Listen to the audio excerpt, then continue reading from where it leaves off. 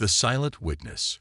Margaret Johnson had been cleaning the same hallways, sweeping the same floors, and mopping the same restrooms for over 25 years at Hartwell Industries. At 68 years old, she had seen countless employees come and go, yet her place remained constant. The hum of fluorescent lights, the soft rustle of paper towels, and the faint sound of gossip from the office break rooms were her constant companions. Margaret didn't mind. It was a job she knew well, and she took pride in doing it. Her hands were gnarled with age. Her back occasionally ached from the weight of her work, but her spirit was unbroken. She had always kept a stoic smile and made small talk with those who passed by. Some smiled back, most ignored her. The company had always viewed her as little more than a shadow, a necessary part of the machinery that kept the office running but not someone to be acknowledged. But there was one man who made it clear he didn't want her around at all. Richard Blackwell, the building manager. He was a man in his mid-40s, slicked back hair, a pristine suit that somehow always seemed a little too tight, and an air of superiority that was palpable to anyone within a 10-foot radius of him. Margaret had never spoken more than a few words to him, and that was just how she liked it. Her shift usually began before most employees arrived, and by the time the office emptied out at night, she was long gone. One Friday afternoon, as she made her way into the men's restroom to clean up, she was greeted by Richard's voice. He was talking to a few of the younger employees, laughing loudly as he leaned against the sink. Margaret's presence seemed to irritate him, as it often did. His posture straightened, his smirk tightened, and he made a point of speaking just a little louder. "Can you believe they let people like her still work here? I mean, what's the point?" Richard's voice echoed off the walls as he looked at the others, almost daring them to laugh. Margaret paused, her mop held firmly in her hand. She had heard this before, the snide comments, the whispered jokes. But something about his words today hit her differently. Maybe it was because today she felt the weight of every year she had spent here, cleaning up after people who never gave her a second thought. Or maybe it was because his tone, dripping with condescension, had made her heart skip a beat. She continued to sweep, her eyes on the tiles, keeping her back to him, trying to ignore the sting of his words. Richard, however, seemed to take pleasure in her silence. "You know, I've been thinking," he said loudly. "They need someone like me to run this place. Someone who knows what they're doing, who doesn't just shuffle around, pretending to work. But then again, what can you expect? They've got people like her still here." Margaret tried to focus on her task, wiping the mirror with a steady motion, but she could feel the heat of his gaze on her. She could feel the judgment radiating from his every word. His words weren't just about her job. They were about who she was, a black woman, old and invisible in his eyes. His disdain was like an invisible slap, harsh and cold. But then, just as she reached for the handle of the door to exit, she froze.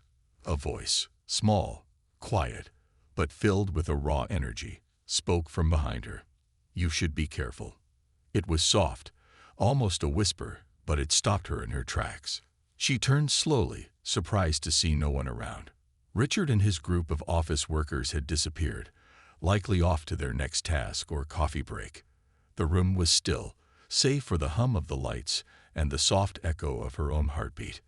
Margaret's gaze flickered to the stall nearest to her. The door was ajar, just slightly, and there, standing silently in the shadowed corner, was a figure, small and fragile. A woman's voice, barely audible, called again. "You should be careful. People like him. He's dangerous." Margaret blinked, trying to focus on the dimly lit corner. For a moment, she thought she had imagined the voice, but then the figure emerged from the stall. It was a young woman, no older than 30, dressed in a loose, flowery blouse and faded jeans. Her eyes were wide, haunted, and her hands trembled as she clutched her phone to her chest. The woman's face was puffy, as if she had been crying for a long time. She avoided Margaret's gaze, but her voice was steady as she spoke again, this time louder. "You don't know the kind of person he really is. she said, stepping closer to Margaret. "I can't stay here anymore. I've tried to tell someone, but they don't listen." Margaret's brow furrowed. She had heard rumors before, whispers in the hallways about Richard, his temper, his volatile nature, but nothing concrete, nothing that would make someone this frightened. "What's your name, child?" Margaret asked, her voice soft but firm, trying to break through the wall of fear she could see in the woman's eyes. The woman looked at Margaret, her face filled with a strange mixture of relief and terror. "I'm Emily. I work in HR." Her voice shook as she said it. I thought he would help me, but he didn't. And now, she trailed off, her voice faltering as her eyes looked to the bathroom door. Margaret's heart sank. This wasn't just about her own experience with Richard's cruelty. It was something deeper, something much darker. The woman's fear was too raw, too real to ignore.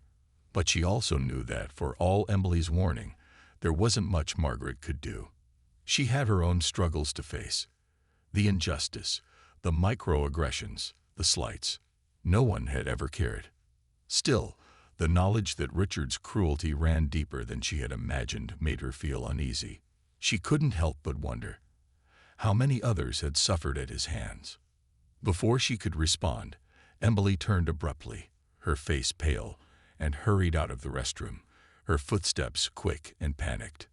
Margaret watched her leave, a sense of dread settling deep in her chest. The faint sound of Richard's laughter echoed back in her mind, and she knew, deep down, that Emily's words weren't just a warning. They were a plea. The truth about Richard Blackwell was darker than anyone knew. And Margaret knew, for better or worse, it was time to confront it. This is part 1. Setting the stage for the growing tension and hinting at the larger mystery to unfold. If you need further expansion or specific changes, let me know. A chain of unforeseen consequences. As dawn broke over the small suburban town, the steady hum of the world outside seemed oblivious to the storm that had gathered within the walls of the Johnson household. The morning was crisp, but inside, the air was thick with a tension that had settled like a heavy fog. Erica stood by the window, gazing out into the early light, her thoughts clouded by the weight of the previous day's events. It was impossible to shake the images of what had transpired at the restaurant, each one looping in her mind with a suffocating grip. The humiliating incident still felt like a raw wound, and yet she couldn't help but feel that something even darker was unfolding beneath the surface. Her thoughts were interrupted by the sound of the door opening. Richard, her husband, stepped inside with the briefcase that seemed to follow him everywhere, a constant symbol of his business dealings and his tightly wound existence. He didn't immediately notice the shift in the atmosphere. He was too consumed by his own thoughts, too wrapped up in the pressures of his day to pay attention to the small nuances that Erica had become so attuned to over the years. "Good morning, babe," he said, his voice softer than usual, as though the burden of his own secret was weighing down on him too. Erica turned to face him, offering a strained smile that barely touched her eyes. "Morning, Richard." Her voice was even, but there was an edge to it, one that betrayed the storm brewing within her. She wasn't sure how much longer she could hide her anger, her confusion, her heartbreak. Richard put his briefcase on the kitchen counter and walked toward her, his brow furrowing as he took in her distant expression. "Everything okay?" She nodded, but the tension in her posture spoke volumes. As Richard moved closer, the weight of her frustration grew heavier in her chest. She had been quiet for hours, wrestling with herself over what she should do next. How could she even begin to address what had happened? She knew deep down that Richard's comments yesterday were not just an isolated incident. He wasn't the type to make casual remarks like that, especially not in front of her. The look of contempt in his eyes when he spoke to her at the table, the barely veiled criticism in his tone. He didn't think she saw it, but she did. She always did. "Erica," he started, his voice trained, as if choosing his words carefully. "About last night. I'm sorry for how things went down." Her gaze sharpened, the flicker of anger flashing across her features. "Sorry," she echoed, her voice rising without meaning to. Sorry for what exactly? For humiliating me in front of an entire restaurant. For making me feel like I didn't belong in my own skin. Richard took a step back, clearly taken aback by her outburst. He ran a hand through his hair, trying to process her words, his face filled with the kind of confusion that made her heart ache. It wasn't that he didn't care. Erica had always known that he did. But he was still wrapped up in his own world, in his own complicated set of ideals and insecurities. And to her, it often felt like he didn't fully see her, like he was so focused on maintaining an image of perfection that he missed the things that truly mattered. I didn't mean it like that, he finally muttered, but Erica could see that he wasn't quite grasping the depth of her pain. I don't want to lose you, okay? That guy last night, he was disrespectful, and I wanted to put him in his place. You know how I get when people talk down to you. His words hung in the air between them, but Erica couldn't hear them over the roar of her own thoughts. Why did it always have to be about him? Why did she have to be the one to silently carry his burdens? Why was it that when he was hurt, she had to fix it, but when she was hurting, it felt like he couldn't even see her? Richard, she said slowly, her voice catching in her throat. It's not just about him. It's about you. You didn't have to act like that. And you didn't have to put me in that position in the first place. The way you look at me sometimes. She trailed off, not sure how to continue. Her mind was spinning, torn between the harsh truth and the love she still felt for him. Richard stood frozen for a moment, his eyes meeting hers with a mix of confusion and frustration. Then, just as quickly as the tension had risen, it seemed to deflate. His shoulders slumped, and he exhaled deeply, as though releasing some of the air he'd been holding in. Okay, I see your point, he said quietly. I was wrong. But I want you to know that I didn't mean to hurt you. It was a start, Erica supposed, but she wasn't sure it was enough to repair the growing distance between them. She wanted to believe his words, but her trust in him had been eroded bit by bit, and last night had exposed something darker, something she couldn't ignore. The silence stretched between them like a chasm, and for a moment, neither of them knew what to say next. Then, just as Erica was about to turn away, a knock at the door shattered the stillness. Both of them jumped, and before Erica could even process it, Richard had walked to the door and opened it. Standing in the doorway was a woman Erica recognized, a colleague from work, Vanessa Moore. She was holding a small package in her hand, her eyes darting nervously between Erica and Richard. I'm sorry to intrude, Vanessa said, her voice tight. I just wanted to drop off these documents you left at the office, Erica. Erica forced a smile, but it didn't quite reach her eyes. Thanks, Vanessa, she said, reaching out to take the package. Vanessa hesitated before speaking again, glancing over at Richard, then back at Erica. I hope everything's okay. Erica nodded, but her mind was already elsewhere. There was something about the way Vanessa was acting, the way she was holding herself, that set Erica on edge. She didn't know what it was, but she had a feeling that this moment was somehow part of a much larger puzzle, one she had yet to fully comprehend. Everything's fine, Erica replied, though the words felt hollow in her mouth. She forced herself to remain composed, even as she felt an unsettling chill sweep through her. As Vanessa left, Erica turned back to Richard, who was staring at her with a mixture of concern and curiosity. He didn't understand the unspoken tension that had passed between them. He didn't see the silent warning in Vanessa's eyes. But Erica did, and something told her that this was only the beginning. The revelation. As the days passed, an unsettling silence hung in the air between Sarah and Michael. What had begun as an innocent display of trust and hope had morphed into something far more complex and dangerous. Michael was only 8, yet he carried the weight of secrets far too heavy for a child. Sarah had noticed the changes in him first. At dinner, he had barely touched his food, pushing peas around his plate with a fork. He had stopped his usual energetic chatter and instead sat quietly, his eyes distant. She had tried asking him, gently, if something was wrong, but he just shrugged, his gaze fixed on the floor. There were times when she would catch him staring off into space, as if he were lost in a world of his own. It was a Sunday afternoon when things finally began to come to light. Sarah had come back from her weekly grocery run, bags of fresh produce and canned goods in hand. The moment she stepped inside the house, she was struck by an eerie stillness.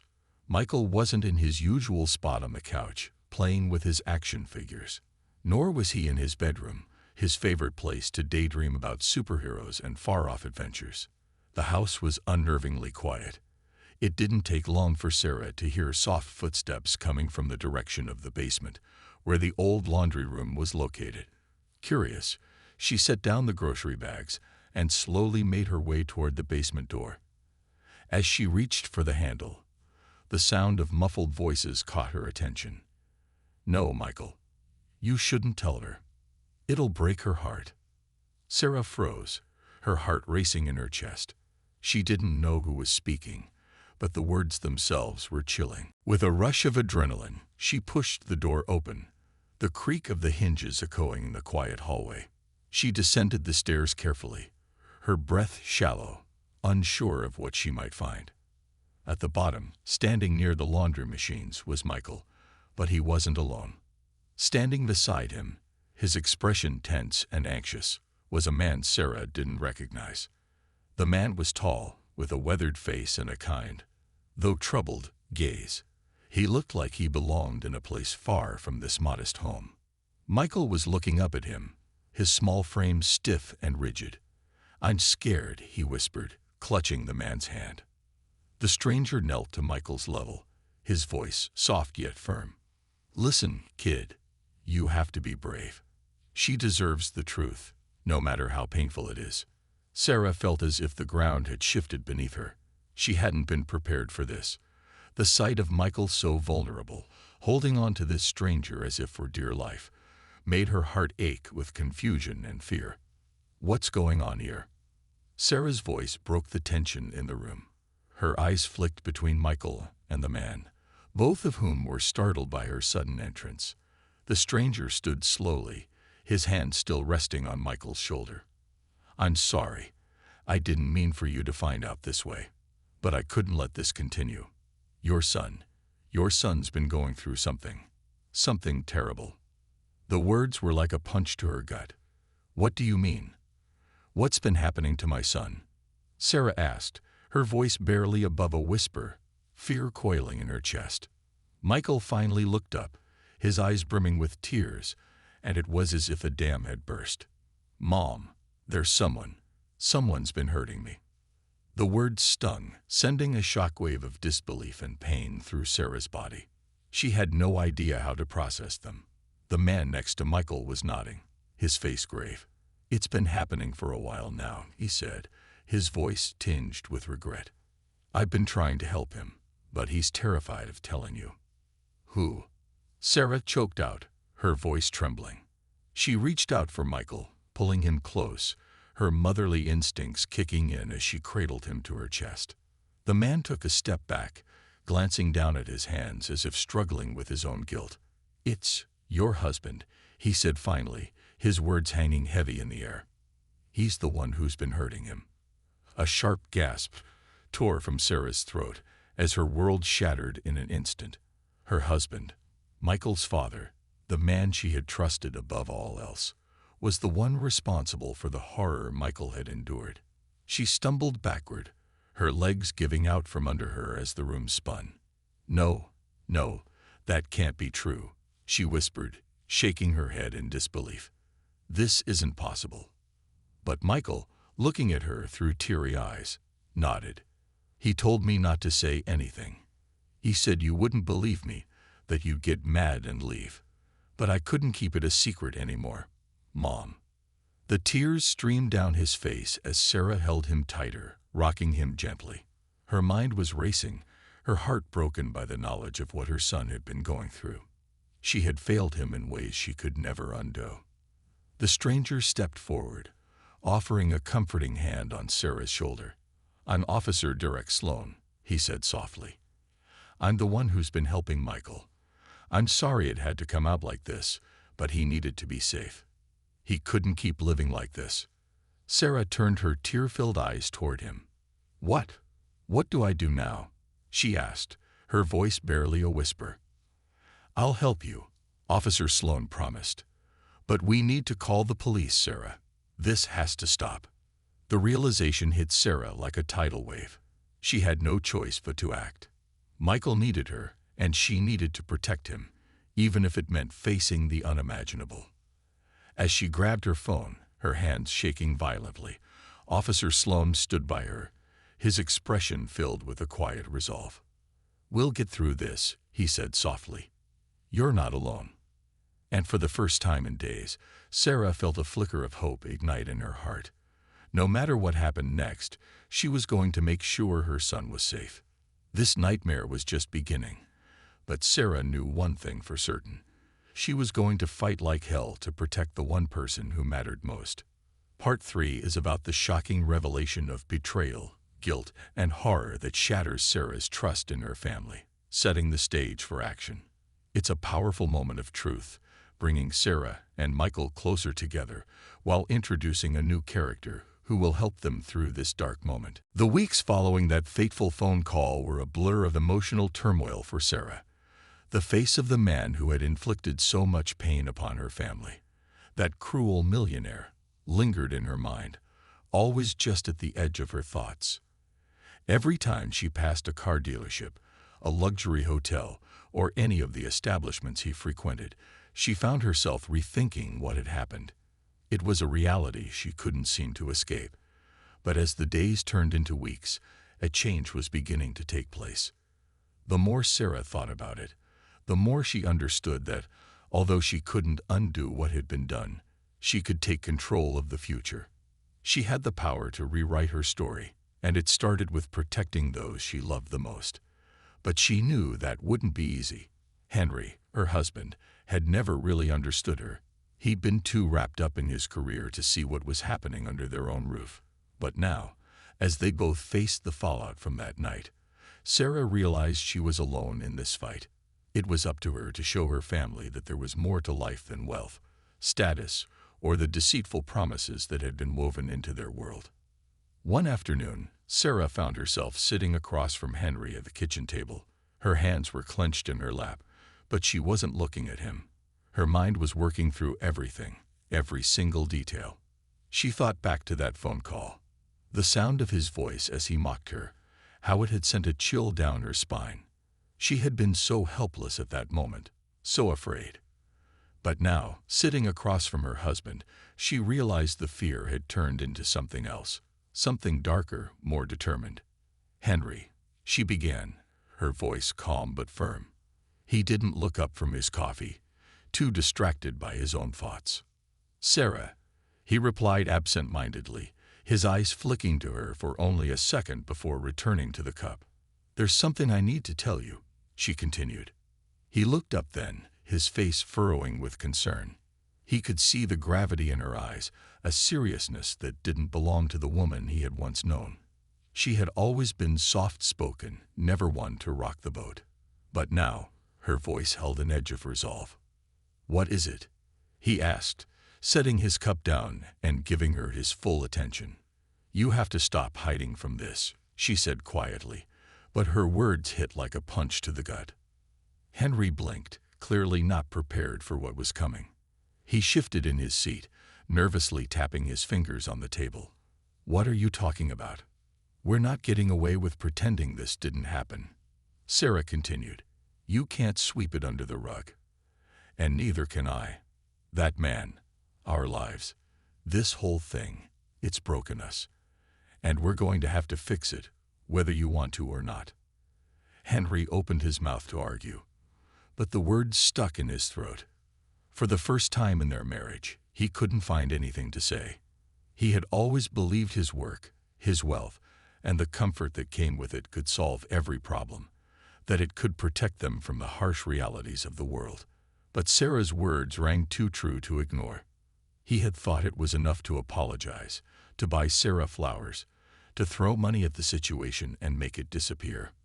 But the truth was, their life wasn't just about money. It wasn't just about what the world saw. It was about what they had built together, what was sacred, and in the end, that was far more valuable than anything wealth could provide. "I didn't want to lose you," he finally whispered, his voice breaking. "I didn't know how to handle this."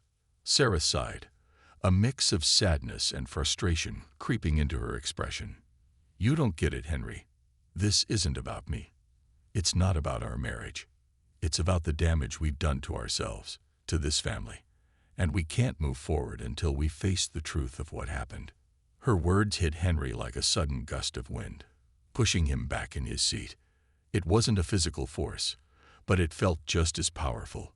He had been so wrapped up in his own world, so focused on the idea of success, that he had failed to see the cracks in his relationship with Sarah. And more importantly, he had failed to protect her from the man who had hurt her. It was in that moment that he realized Sarah wasn't asking for forgiveness. She wasn't pleading with him to make things right. She was demanding that he finally wake up, that he stop pretending things could be fixed with money or empty promises. Sarah stood from the table, her resolve firm. "I'm going to see a lawyer tomorrow. We'll start the process of making this right. I'm not going to live in fear anymore." Henry didn't know how to respond.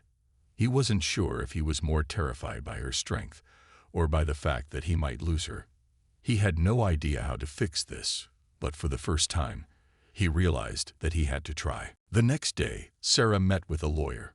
She wasn't sure what to expect, but she knew that she had to take control. She wasn't going to let the man who had humiliated them in front of the entire world win. She would protect her children, her family, and her dignity. The lawyer, a sharp, no-nonsense woman named Sylvia Mitchell, listened carefully to Sarah's story. Sarah told her everything. The way the man had come into their lives, how he had manipulated Henry, and how he had bullied them into submission. She even shared the conversation with the man, the phone call that had haunted her every night since. "Do you think you can stop him?" Sarah asked, her voice uncertain. Sylvia smiled, but it wasn't a reassuring smile. "It's not about stopping him.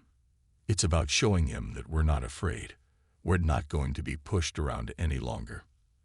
As Sarah left the lawyer's office, she felt a strange sense of calm settle over her. She wasn't sure if it was relief or exhaustion, but it didn't matter. What mattered was that she had taken the first step. She was no longer a victim. She was no longer trapped by her fears. The battle for their family, for their dignity, had just begun. But Sarah knew that as long as she had the strength to keep fighting, she would not allow anyone, no matter how powerful, to take away what she had worked so hard to build. And now, with Sylvia by her side, the real work began. It was time for Sarah to show Henry and the world that there was more to her than just the loving wife who had always stood quietly in the background. There was a woman who could fight. There was a woman who would no longer be silenced. The Unraveling. The morning light spilled into the room as Sarah sat at the kitchen table, her hands cradling a steaming cup of tea. She stared out the window, her thoughts a tangled web of worry, determination, and fear. The lawyer, Sylvia, had promised to help, but the process had unearthed more questions than answers. Sarah had spent the night tossing and turning, haunted by the man who had humiliated her, the secrets her family carried, and the knowledge that her fight was far from over. Henry shuffled into the kitchen, his face pale, his usual confident demeanor noticeably absent. He sat across from her, his eyes heavy with guilt and exhaustion. He had been distant since her meeting with Sylvia, retreating into himself as if grappling with the weight of his failures. Sarah broke the silence, her voice calm but resolute. "Henry, I need you to be honest with me. There's more to this than you've been telling me, isn't there?" Henry's eyes darted to hers, and for a moment, he seemed ready to deny it. But then his shoulders slumped, and he let out a heavy sigh. "You're right," he admitted. "There's more." Sarah leaned forward, her pulse quickening. "What is it? I need to know everything." Henry hesitated, his fingers tapping nervously on the table. "It's about Marcus," he began, his voice barely above a whisper. "The man from the restaurant. He wasn't just some stranger trying to intimidate us.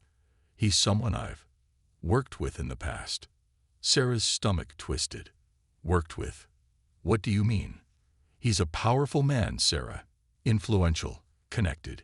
Years ago, when I was building my business, I made some compromises. Deals with people like Marcus to secure investments, to get ahead. It wasn't illegal, but it wasn't exactly ethical either.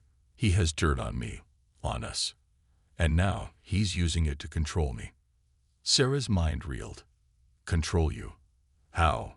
Henry's voice cracked as he continued. He's been blackmailing me, threatening to expose everything if I don't comply with his demands.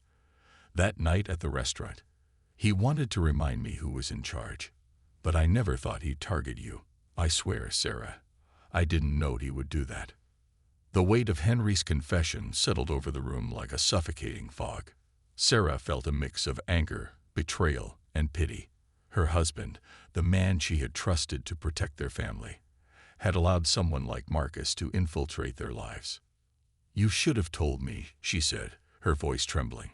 You should have trusted me. I know, Henry replied, his eyes glistening with unused tears. I was trying to protect you, but I've only made things worse. Sarah stood, her hands gripping the edge of the table. We can't let him win, Henry. We have to fight back. Henry shook his head. You don't understand. Marcus isn't someone you can just fight. He has connections, resources. He'll destroy us if we try to stand up to him. Sarah's jaw tightened. He's already destroying us, and I refuse to live in fear any longer. Henry looked at her, his expression a mixture of awe and despair. What are you going to do? I'm going to do what I should have done from the start, Sarah said firmly. I'm going to expose him. Later that day, Sarah met with Sylvia at her office. The lawyer's sharp eyes studied Sarah as she recounted Henry's confession, leaving nothing out. Sylvia listened intently, her pen moving swiftly across a notepad. This changes things, Sylvia said when Sarah finished. If Marcus has been blackmailing your husband, we have leverage. But it's going to be risky. Are you ready for that? Sarah nodded. I don't have a choice. I can't let this continue. Sylvia leaned back in her chair, her expression thoughtful.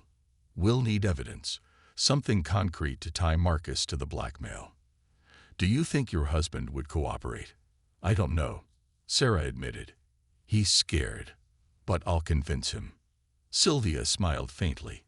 Good, because if we're going to take Marcus down, we'll need to be smart about it. Men like him don't fall easily. That evening, Sarah confronted Henry again.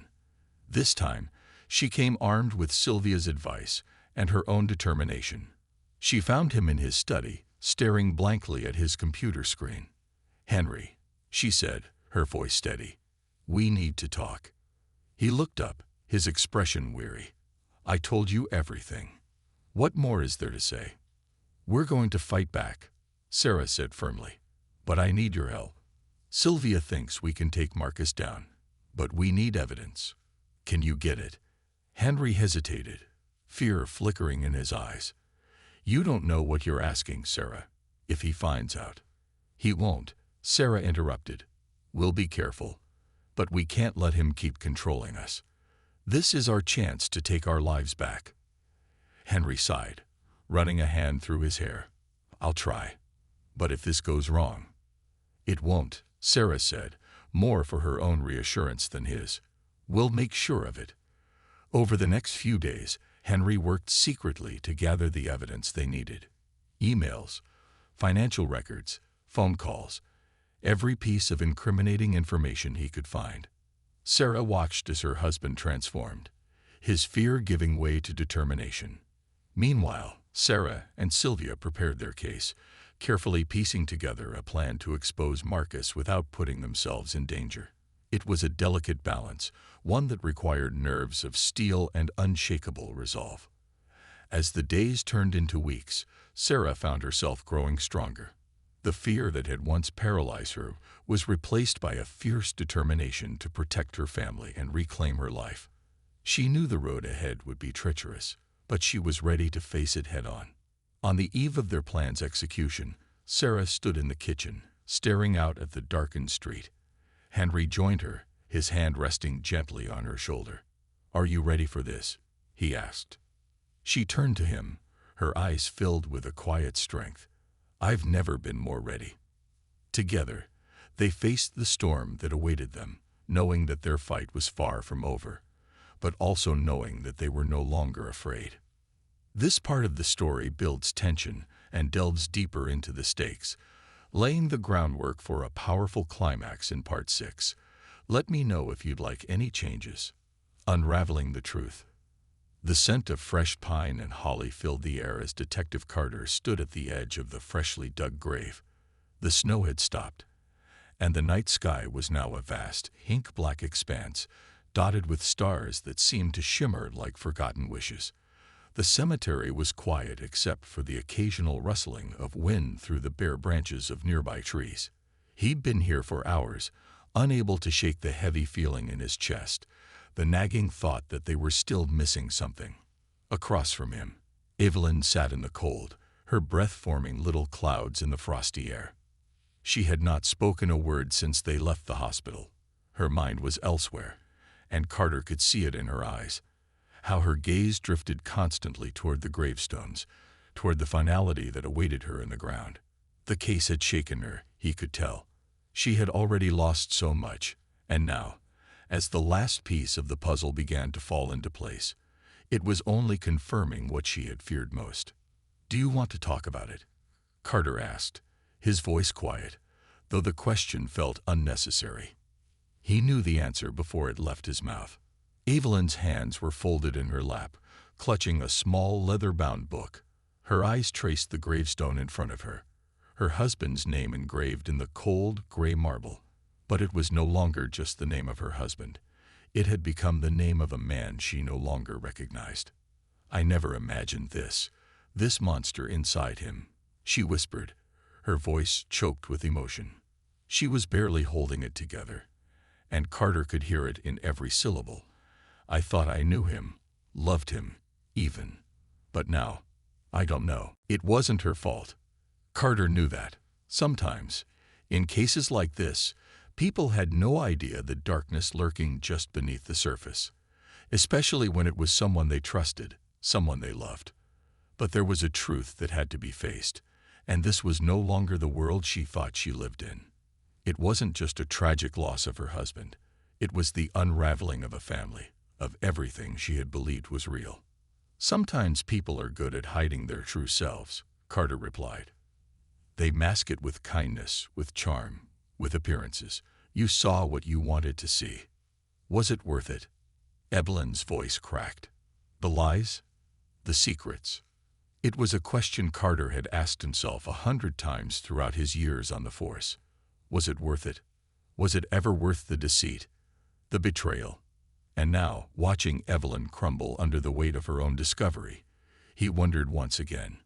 He thought of her daughter, who had been torn apart by the affair that had led to this moment. He thought of the man who had been a loving father one moment, a criminal the next. "No," he answered, his voice steady. "It was never worth it." Just then, a figure approached from behind, and Carter tensed instinctively. But it was only the assistant coroner, David Hayes, who had worked alongside Carter since the beginning. His face was grim, his eyes tired, but there was something else there now, a quiet urgency. "Detective, we've got something," Hayes said, holding out an envelope. Carter took it without a word, already knowing that this would be the final piece. Hayes had been going over the evidence again, but this was different. This wasn't just about paperwork or interviews anymore. Carter opened the envelope and pulled out a single photograph. It was grainy, taken from a distance, but it was enough. His pulse quickened. The picture was of a man standing on the edge of the property, just beyond the reach of the house's security cameras. It was a man who looked familiar, but not enough to be recognized at first glance. It was a man who had been there that night, the night of the murder. "This," Carter said, handing the photo to Evelyn, "is the person who killed your husband." Her eyes went wide as she stared at the picture. "Who is he?" Her voice was barely above a whisper. "That's your husband's business partner," Carter said. "But he's not just any partner. He's a man with a history that was kept hidden. They were involved in something much bigger than anyone realized." The revelation hit Evelyn like a slap in the face. She couldn't breathe for a moment. Her hands shook as she looked back at Carter. "The man who killed my husband was a business partner," she repeated, her voice soft, as if trying to understand it herself. "It's not just business," Carter replied. "This wasn't just about money. This was about power, about control, and about a whole other side to your husband's life, one you never saw. That man in the photo was part of something much darker, something your husband never told you about. They were involved in a syndicate that trafficked information, influence, and, ultimately, people." Evelyn's face drained of color. "Trafficking people." Her voice was barely audible. "Yes," Carter said. "And the affair, it wasn't just an affair. It was the cover-up. Your husband had a deal with this man, but it went south. And when your husband tried to back out, it cost him his life." Evelyn staggered back, her eyes brimming with tears. The weight of everything she thought she knew had been shattered. But she had to face it, had to face the horror that her world had crumbled beneath her. "And your daughter," Carter continued, "was caught in the crossfire. This wasn't just about your husband's betrayal. It was about your entire family being dragged into something they never should have been involved in." The darkness that had hovered around Evelyn for weeks now felt real, tangible. But the truth, as painful as it was, had to come to light. There was no other way forward. Carter's eyes softened as he saw Evelyn struggling to keep herself together. "I'm sorry for what you're going through," he said quietly, "but we're going to make sure this man is brought to justice. We'll make sure your daughter is safe." As Carter turned to walk away, leaving Evelyn to process the final pieces of the puzzle, he couldn't shake the feeling that this case was more than just about a murder. It was about the lengths people would go to protect the ones they loved, and the lengths they would go to when they lost their moral compass. But there was one thing Carter was certain of. This family's life would never be the same again. And neither would his. As the winds picked up again, and the snow began to fall gently once more, Carter knew the shadows of this case would linger in his mind for a long time. But for now, he would do what he could to right the wrongs that had been done. Because, in the end, it wasn't just about finding the truth, it was about ensuring that justice would prevail.